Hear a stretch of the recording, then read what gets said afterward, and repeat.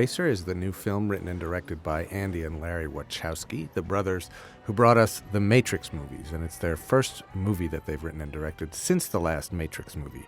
It's based, of course, on the beloved old Japanese cartoon about Speed Racer, a race car driver who has various adventures involving Trixie, his loyal girlfriend and sidekick, if I recall correctly, a chimpanzee, and also a mysterious car racer named Racer X. Make our move in there. All of those elements are here in this feature film, which is a live-action movie starring Emile Hirsch and Christina Ricci and Matthew Fox, Susan Sarandon, John Goodman.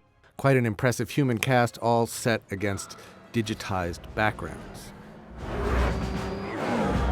And this movie is often interesting to look at and sometimes impressive. There are some popping bright colors everywhere.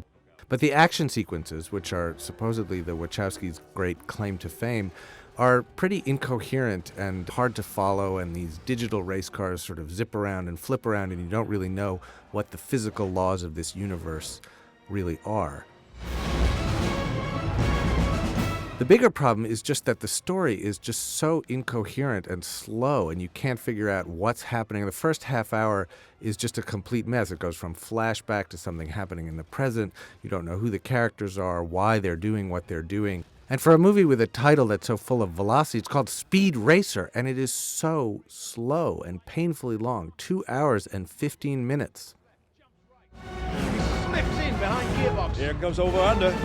Now, I guess the intention behind this movie, as is so often the case with movies based on comic books or old TV shows, is to kind of refresh a pop cultural brand and let some of the grown-ups in the audience have a little rush of nostalgia while the kids have a whole bunch of new, cool characters and stuff to look at. The problem here is that the characters don't really come to the fore. Speed Racer himself is sort of bland and square-jawed.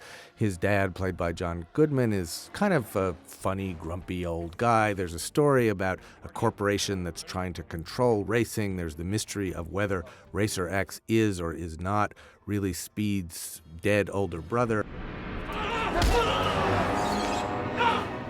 There's a whole lot going on, but it doesn't add up to very much. And after a while, you don't feel enthralled or dazzled or entertained. You just feel worn down and headachy and tired. And you wish the movie would just either slow down or hurry up and get somewhere.